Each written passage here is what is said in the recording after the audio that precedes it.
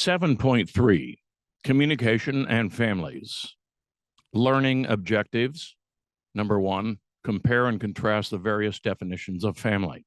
Number 2, describe various types of family rituals and explain their importance. Number 3, explain how conformity and conversation orientations work together to create different family climates. There is no doubt that the definition and makeup of families are changing in the United States. New data from research organizations in the 2010 U.S. Census show the following. People who choose to marry are waiting longer. More couples are cohabitating, living together, before marriage, or instead of marrying, households with more than 2 generations are increasing, and the average household size is decreasing. Just as the makeup of families change, so do the definitions. Heading: Defining family. Who do you consider part of your family? Many people would initially name people who they are related to by blood, but also you may also name a person with whom you are in a committed relationship, a partner, a spouse. But some people have a reason not related by blood that they might refer to as aunt or uncle, or even as a brother or sister. We can see from these examples that it's not simple to define a family. The definitions people ascribe to families usually fall into at least one of the following categories: structural definitions, task orientation definitions, and transactional definitions. Structural definitions of family focus on form, criteria for membership, and often hierarchy of family members. One example of a structural definition of family is 2 or more people who live together and are related by birth, marriage, or adoption. From this definition, a father and son, 2 cousins, or a brother and sister could be considered family if they live together. However, a single person living alone or with non-related friends, or a couple who chooses not to or are not legally able to marry would not be considered a family. These definitions rely on external objective criteria for determining who is in a family and who is not, which makes the definitions useful for groups like the U.S. Census Bureau, lawmakers, and other researchers who need to define family for large-scale data collection. The simplicity and time-saving positives of these definitions are countered by the fact that many family types are left out in general structural definitions. However, more specific structural definitions have emerged in recent years that include more family forms. Family of origin refers to relatives connected by blood or other traditional legal bonds, such as marriage or adoption, and includes parents, grandparents, siblings, aunts, uncles, nieces, and nephews. Family of orientation refers to people who share the same household and are connected by blood, legal bond, or live as if they are connected by either.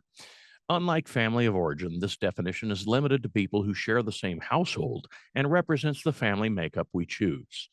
For example, most young people don't get to choose who they live with, but as we get older, we choose our spouse or partner, or may choose to have to adopt children.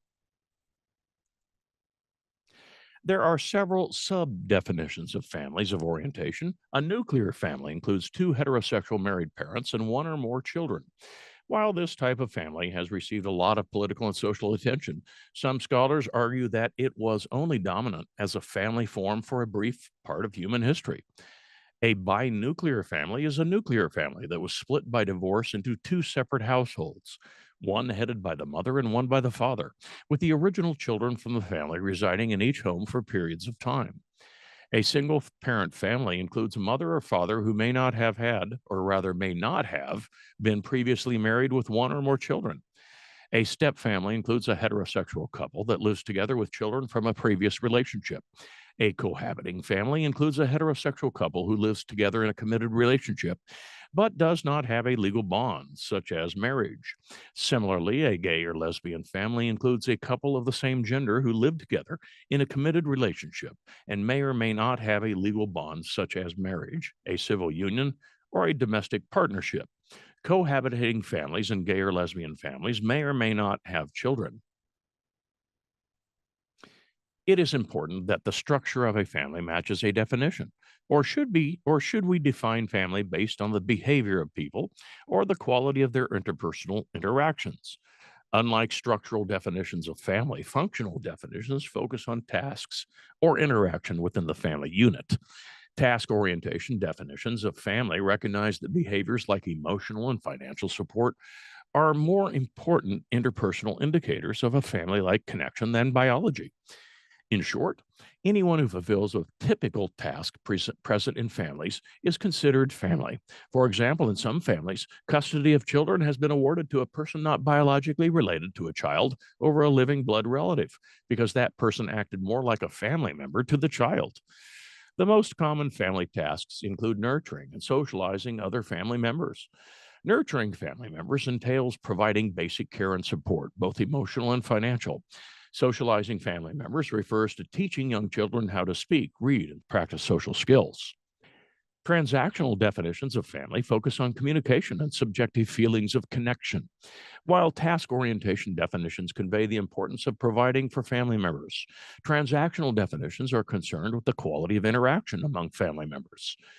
Specifically, transactional definitions stress that the creation of a sense of home, group identity, loyalty, and shared past and future makes up a family. Isn't it true that someone could provide food, shelter, and transportation to school for a child, but not create a sense of home? Even though there is no one all encompassing definition of family, perhaps this is for the best, given that family is a combination of structural, functional, and communicative elements. It warrants multiple definitions to capture that complexity. Heading: Family communication processes. Think about how much time we spend communicating with family members over the course of our lives. As children, most of us spend much of our time talking to parents, grandparents, and siblings. As we become adolescents, our peer groups become more central, and we may begin to resist communicating with our family during the rebellious teenage years. However, as we begin to choose and form our own families, we once again spend time engaging in family communication. Additionally, family communication is a primary source of intergenerational communication or communication between people of different age groups. Heading: Family interaction rituals. You may have heard or used the term family time in our own families. What does family time mean? As was discussed earlier, relational cultures are built on interaction routines and rituals. Families also have interaction norms that create, maintain, and change communication climates. The notion of family time hasn't been around for too long, but was widely communicated and represented in the popular culture of the 1950s. When we think of family time or quality time, as it's sometimes called, we usually think of a romanticized ideal of family time spent together. While family rituals and routines can definitely be fun and entertaining bonding experiences, they can also bring about interpersonal conflict and strife. Just think about Clark W. Griswold's string of well intentioned but misguided attempts to manufacture family fun in the National Lampoon's Vacation series. Families engage in a variety of rituals that demonstrate symbolic importance and shared beliefs, attitudes, and values. Three main types of relationship rituals are patterned family interactions, family traditions, and family celebrations. Patterned family interactions are the most frequent rituals and do not have a degree of formality or traditions or celebrations. Patterned interactions may include mealtime, bedtime, receiving guests at the house, or leisure activities. Mealtime rituals may also include a rotation of who cooks and who cleans, and many families have set seating arrangements at the dinner table. My family has recently adopted a new leisure ritual for family gatherings by playing cornhole, also known as bags. While this family activity is not formal, it's become something expected that we look forward to. Family traditions are more formal, occur less frequently than patterned interactions, vary widely from family to family, and include birthdays, family reunions, and family vacations. Birthday traditions may involve a trip to a favorite restaurant, baking a cake, or hanging streamers. Family reunions may involve making t shirts for the group or counting up the collective age of everyone present. Family road trips may involve predictable conflict between siblings or playing car games like I Spy or trying to find the most number of license plates from different states. Last, family celebrations are also formal, have more standardization between families, may be culturally specific, help transmit values and memories through generations, and include rites of passage and religious and secular holiday celebrations. Thanksgiving, for example, is formalized by a national holiday and is celebrated in similar ways by many families in the United States. Rites of passage mark life cycle transitions such as graduations, weddings, quinceañeras, or bar mitzvahs. While graduations are secular and may vary in terms of how they are celebrated, quinceañeras have cultural roots in Latin America, and bar mitzvahs are a long established religious rite of passage in the Jewish faith. Heading: Conversation and conformity orientations. The amount, breadth, and depth of conversation between family members varies from family to family. Additionally, some families encourage self-exploration and freedom, while others expect family unity and control. This variation can be better understood by examining two key factors that influence family communication: conversation orientation and conformity orientation. A given family can be higher or lower in either dimension, and how a family rates on each of these dimensions can be used to determine a family type. To determine conversation orientation, we determine to what degree a family encourages members to interact and converse about various topics. Members within a family with a high conversation orientation communicate with each other freely and frequently about activities, thoughts, and feelings. This unrestricted communication style leads to all members, including children, participating in family decisions. Parents in high conversation orientation families believe that communicating with their children openly and frequently leads to a more rewarding family life and helps to educate and socialize children, preparing them for interactions outside the family. Members of the family with a low conversation orientation do not interact with each other as often. The topics of conversation are more restricted, as some thoughts are considered private. For example, not everyone's input may be sought for decisions that affect everyone in the family.